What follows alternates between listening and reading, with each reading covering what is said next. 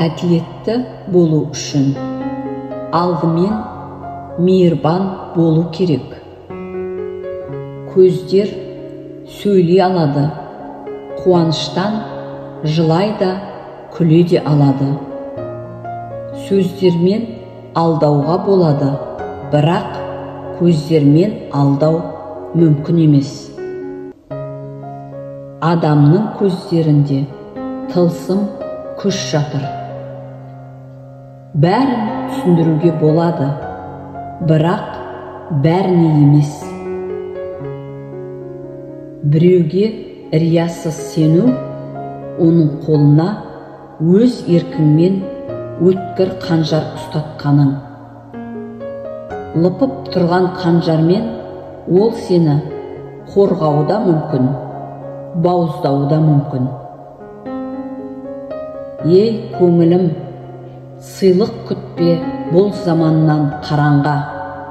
Уақыт озар, барлығынан шаң қаптырып адамда. Дертің әр сәт күшейеді, ауырады тынымсыз. Күткен менен мына уақыт емдемейді жараңды. Жас та өтер, бірте-бірте кәріде өтер. Баянсыз бұл жалғанның бәрі бекер. Жаһанда мәңгі жасар жан жоқ сірә. Кетеміз, кетті келер, тағы кетер. Жұлынған гүл сыйлануы тиіс. Жазыла бастаған өлең аяқталуы. Ал сүйікті әйелің бақытты. Олай болмаса, әлің жетпес тірлікті бастамауың керек. Уайым ертеңгі мәселені шешпейді, тек бүгінгі мазаңды алады. Маған адамның кедейлігі емес, оның ойы мен жанының кедейлігі қынжылтады. Әрекет етпей, арманға жетуді ойлау, егін екпей, оны жинаумен тең. Ақымақпен достық құрып жетіспейсің.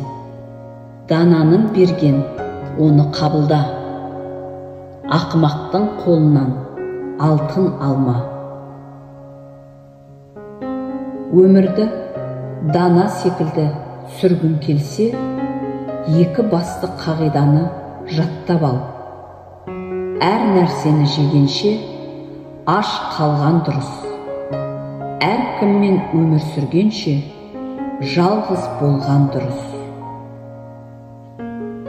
Жұрттың бәріне дос боламын дегендер ешкімге дос бола алмайды. Бөтенге шексіз сеніп қалудан сақтан.